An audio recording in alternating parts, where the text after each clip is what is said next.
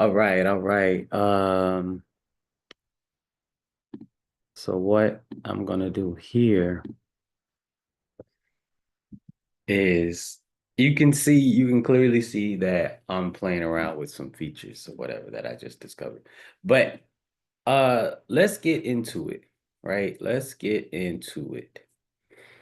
The last time um, I left off on order. So I'm gonna go ahead and go through all of this to finish out um the study. I guess it's better to call it the study on what is mimesis criticism, and then um and then move through it, move through the Noah Utnapishtim story and show exactly how it fits the criteria, right? So let's go with distinctive traits, right? So distinctive traits is talking about recurring words, phrases um, that are characteristic of a particular author or text, right? They can be unique turns, they can be idioms, even specific vocabulary choices, right? And then you got the unusual imagery and metaphors, right? So these are striking, um, these are unexpected, these are like unexpected comparisons that are like used to convey meaning, right? And then they often involve like vivid and creative language. They often involve vivid and creative language uh, that leaves an impression on you, you know. And then there are unique stylistic elements, right? Unique stylistic elements uh, that the particular way in which the author structures their sentences, particular word choices, right? An overall tone that is unique style, right? And then you can establish that there's a connection through these distinctive traits, right? So you can look at these shared traits, and this is what Dennis McDonald argues, right? That we can establish a connection between the two texts and then say that one influenced the other, right? And it can be direct influence, right? It can be direct influence, indirect influence, cultural context, and then even coincidence, right? So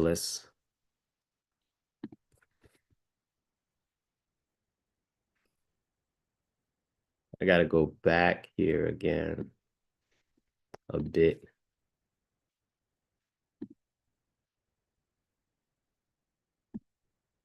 Right? So let's go here, the criterion of interpretability, right? So this is one reason that writers borrow from earlier works is that it boosts their credibility, right? So by referencing in their work classic texts like Homer, they kind of align themselves. This is the ancient days, but they align themselves with, with prestige because it was random. You're a random person who would want to listen to you, right? So it's like saying I'm part of an esteemed club, it's giving you some sort of status. And then this strategy can help a writer establish authority in the ancient world and then gain the respect of his readers. And that's really, people want to be heard, people want to be read, and they're no different than anybody else, no different than anybody else. So they engaged in tactics and techniques that would allow them to have this, happening for them, right? That's what this is talking about, right? And so, hold on one second. you know and so borrowing, um when you're borrowing also from other cultures, you can participate in the larger and like the larger cultural conversation, and then our expand and interpret cultural ideas for new audiences, a new generation, right? It's the updated Superman, it's the Henry Cavill, versus Christopher Reeve Superman, It's the Superman that will take life, General Zod snapping his neck, versus I guess Superman in part two took life too back in the day, but you never thought of Superman as a murderer. That was a new thing, although it happened. I mean, he definitely did it. But anyway, and then it enriches the text. It enriches the text by using those phrases or characters from earlier works. Writers create meaning for other people. Writers create and connect their stories to the broader literary context that they find themselves in, right? So, there's several benefits to uh you know interpretability, right? It gives you a sense of noble lineage. So referencing by referencing Homer's epics by referencing Homer's epics um authors connected their work to a different literary tradition, right? It would elevate their status, right? And associating their work associating their work with the legendary epics of Greece added a layer of prestige, you know, and cultural significance to what they were doing, right? And then borrowing from the established narratives provided a good foundation for their stories, right? And then it creates familiarity, right? People are familiar with the story, right? Using familiar characters, using a similar plot, and then themes from Homer's epics created like a sense of shared cultural experience in the milieu or the mo that they were in. That was the zeitgeist of the era. That was the spirit. They embodied the spirit of the age, right? And then adapting, themes for new contexts. Like I said before, Roman authors took the elements of Greek mythology and reinterpreted them to reflect Roman values and ideals, right? This is what Dennis McDonald is talking about. It establishes authority, it engages the audience, and then it also gives them an opportunity to explore new ideas, right? All of this is what Dennis McDonald is saying in the context, so let's move on. Let's go down to this one here. All right. Then you create familiarity. Hold a second, let me see something. All right, you create familiarity, right? Roman authors presented Roman authors would present their protagonist as heroic figures, right? Like Homer's heroes, um, which would have a strong emotional response for the audience, right? So in the Aeneid, in Virgil's Aeneid, right, that shares many characteristics. Our Virgil's Aeneid, he shares characteristics with Odysseus. He's cunning and he's the resourceful hero of the Odyssey, right? And a recognizable plot. Familiar narrative structures such as the hero's journey or our divine intervention created a sense of comfort, right? And so by referencing well-known myths and legends, Roman authors were able to give a sense of cultural identity, shared a sense of shared cultural identity, right? And so then, all right, let's move on. Yeah, this is on some old like boring stuff here, but this is what you got to do to kind of see the connections, between literary traditions. And this is exactly how you should engage in research. I can't really, walk away from that. Even though I myself engage in mystical meditation practices, you see me, working with sound and so on and so forth. It doesn't take away from the scholarship.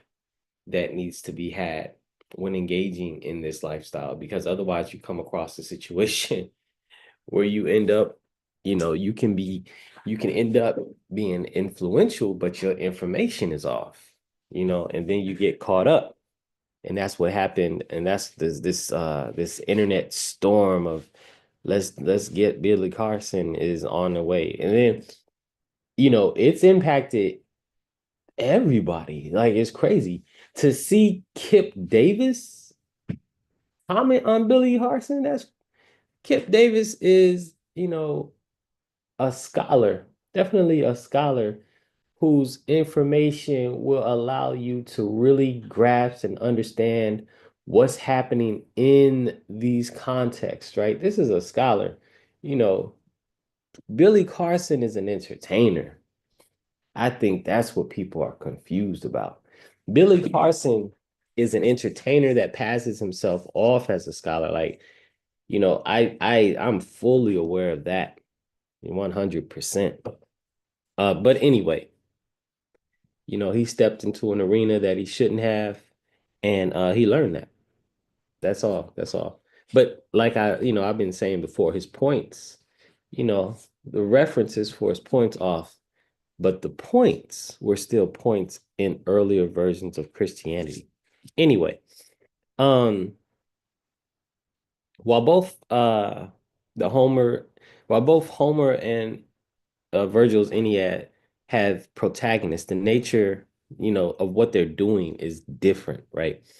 Achilles is the hero of the Iliad and is driven by glory and vengeance. His journey is marked, what he does is done but because of rage and violence, right? And then ultimately that leads to his downfall. Aeneas, the hero of the Aeneid, is driven by a sense of duty and destiny, right? Honor, right? His journey is a complex one, right? It has trials and tribulations, and it tests his courage and his resilience, his valor, his piety, right? So this represented from Homer to Ennead, it represented a shift in the focus from individual glory to civic duty and responsibility, which was Roman social values, right? And so while the Greeks celebrated individual heroism, the Romans, the Romans emphasized the importance of duty to the state and the divine, right? This is interesting because we can definitely see this in Roman Catholicism.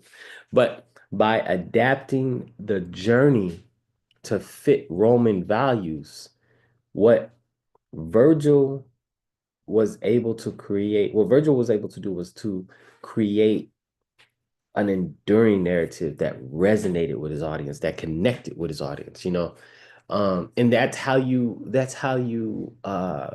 basically that's how you gain popularity is through connections. If you're talking about things that people can't resonate with, they can't vibe with you. Basically, that's essentially what's going on, in this context. And this is what I get accused of a lot, like, oh, you're talking, people are not understanding, and I don't care. And that's part of the reason why, I don't have a lot of brothers and sisters that resonate with me because I am trying to grow and understand. And then I mean, I do care, of course, because I want to connect with brothers and sisters and people that I do care in that respect, but I I value the journey that I'm in trying to understand what's going on, trying to see through the mist.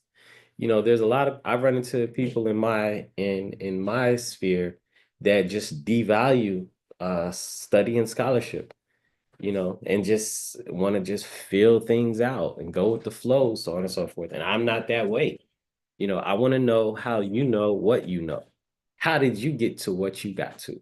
You understand? And then how did they come up with what they came up with? Because possibly they tapped into something that I might want to tap into. But how did you tap into it? What was the process that you engaged in that allowed you to tap into this source that you pull your stuff from? because I want to tap into that source as well. I want to know how you tapped into the source, but I want to tap into the source myself. That's essentially, I guess, the energy and that I come with. How did you become who you became so I could become who I can become similar to what you're doing because I value and envy that. Essentially, that's what it is. But then I'm not gonna, and if I find flaw in it, it's not really about finding the flaw, it's about understanding the process. That's what it is. Not finding the flaw, but understanding the process. And when we're engaging in deconstructing these texts, deconstructing these traditions, deconstructing these practices, deconstructing these sayings, that's what it is. Trying to understand the process.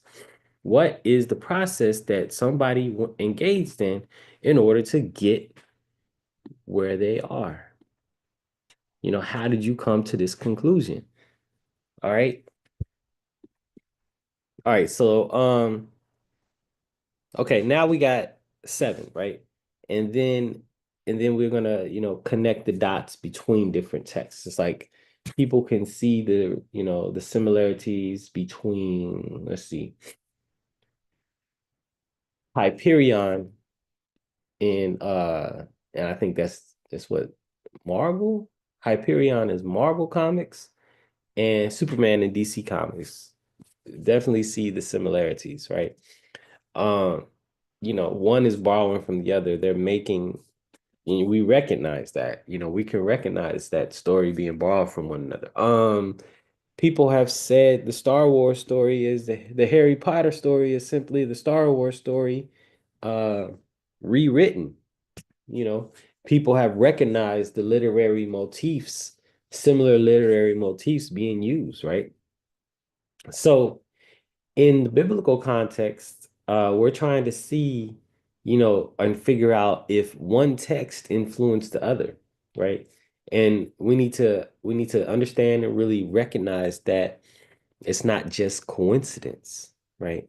Because you have to know people borrowed stuff, and that's just the way things went. Garfield on his podcast, he's trying to um you know, erase the narrative of saying people stole it. But when you take something and don't give credit to where it's come from, it's called plagiarism, which is another form of literary theft. So it was stolen, right? The ancients recognized this. When you're reading, Plutarch, or when you're reading any of the ancients, they'll tell you, oh, this comes from this. They'll recognize the lineage. It's only the biblical Western tradition that tries to say God told us this and it's an original story and there's no other stories like this are, that's the problem right there. Anyway, everything is about showing that there's a connection.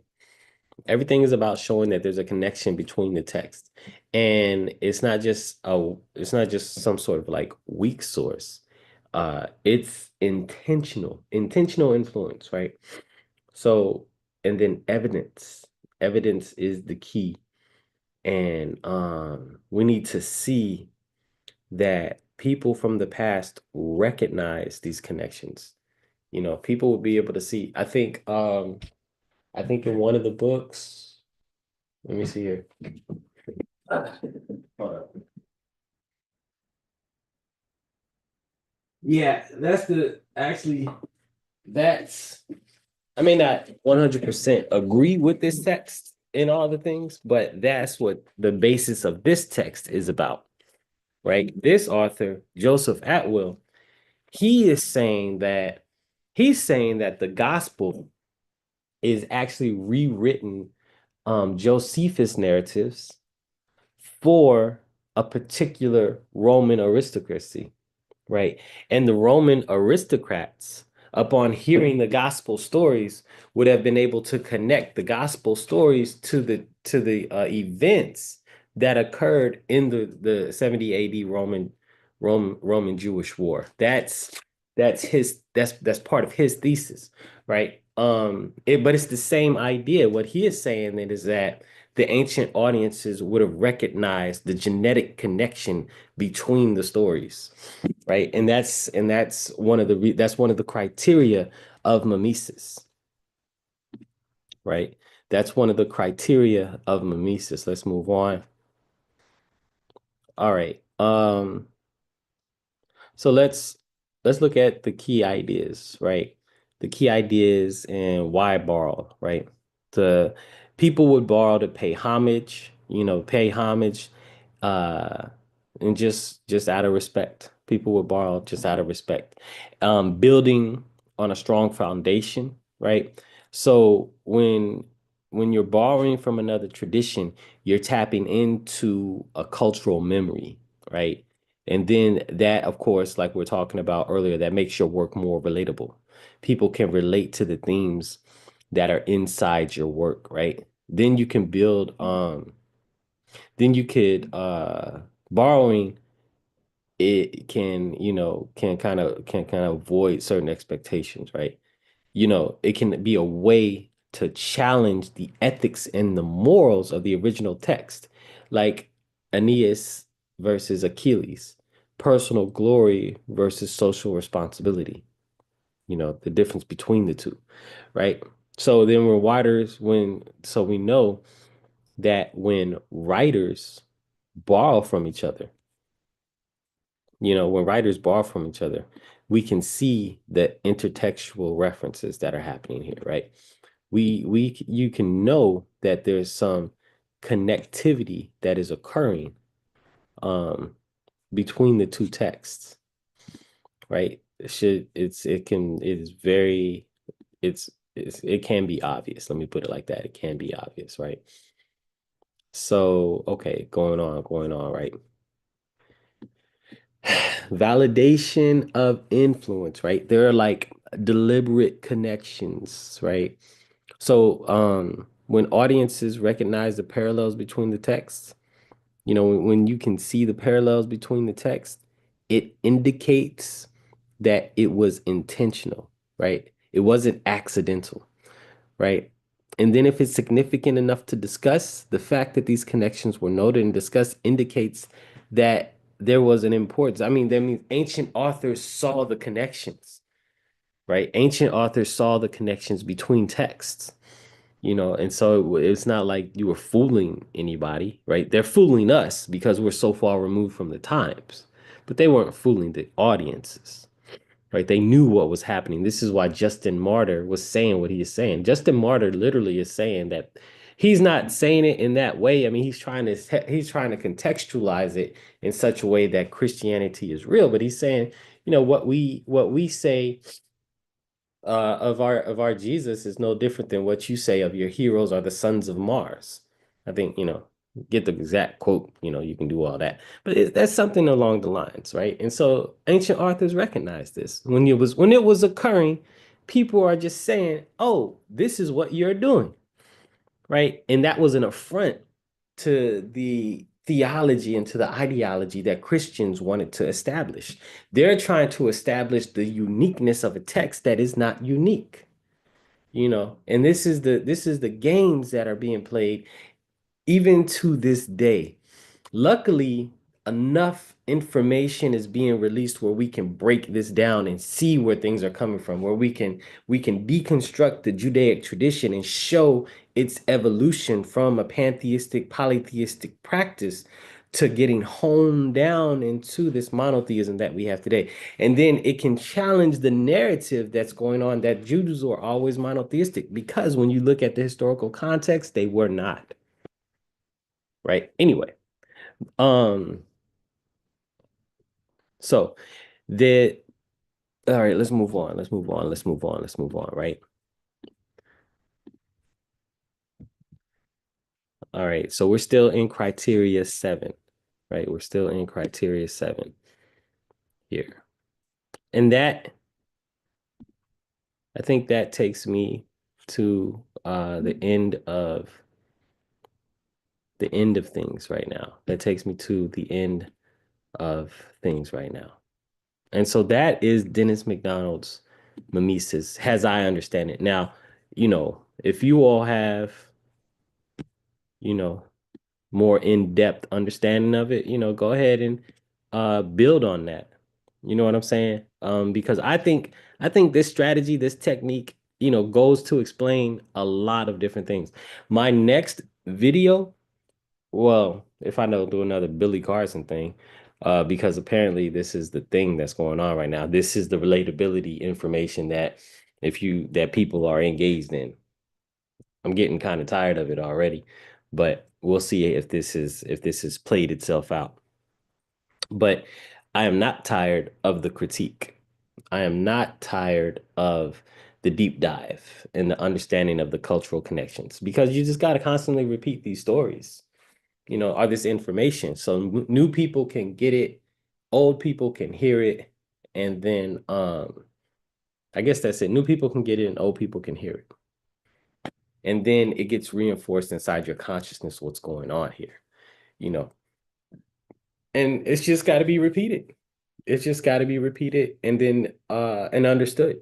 So my next video in this series, back to what I was saying, my next video in this series is going to be showing the mimetic elements between the story in Utnapishtim and the Noah flood story, right? Because in that debate, or this dude, Wes Huff, he's dismissing it and talking about there's several versions of it, and one version is like different than the other version. It must be this version that is coming from, as if that really makes a difference. Like, aren't there several versions of the flood story? And I'm gonna have to bring that up when I talk about the flood story. How many animals is going on the ark? Is it two or is it seven? Are they clean or is it everybody? I mean, come on, bro. We can't say that. That's a weak point. That was a weak point. But we're gonna get into that in that next video. Um, thank you all for being here. Peace and blessings to you. Hope everything is well. And I'm out of here.